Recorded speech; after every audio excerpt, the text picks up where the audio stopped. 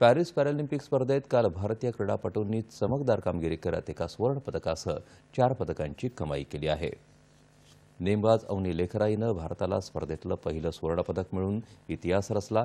याच प्रकारात मोना अग्रवालनं कांस्य पदक पटकावलं। पुरुषांच्या 10 मीटर एअर पिस्तूल प्रकारात मनीष नरवालनं रौप्य पदक पटकावलं। स्पर्धेत पहिल्यांदाच पदार्पण करणाऱ्या प्रीती पालनं महिलांच्या 100 मीटर धावण्याच्या स्पर्धेत कांस्य पदक पटकावलं।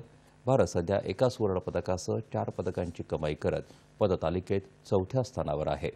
पॅरिस पॅरालिम्पिक स्पर्धेत आज तिसऱ्या दिवशी बॅडमिंटनच्या मिश्र दुहेरीत SH6 गटामध्ये भारताच्या सिविराजन सोलेमलाई आणि नित्या सिवन या जोडीचा उपांत्य फेरीचा सामना होणार आहे। काल झालेल्या उपांत्यपूर्व फेरीत त्यांनी थायलंडच्या प्रतिस्पर्ध्याचा 21-7, 21-17 असा पराभव केला।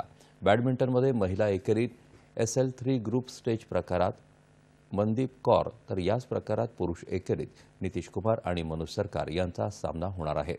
नेमबाजी स्वरूप उन्हाळकर तर सायकलिंगमध्ये ज्योती गदेरिया, अर्शद शेख यांचे आज सामने होतील, तर तिरंदाजीत आज शीतल देवी आणि सरिता कुमारी यांचे पहिल्या फेरीचे सामने होणार आहेत। राष्ट्रपती द्रौपदी मुर्मू, पंतप्रधान नरेंद्र मोदी यांच्यासह देशभरातून अनेक मान्यवरांनी खेळाडूंचं अभिनंदन केलं आहे।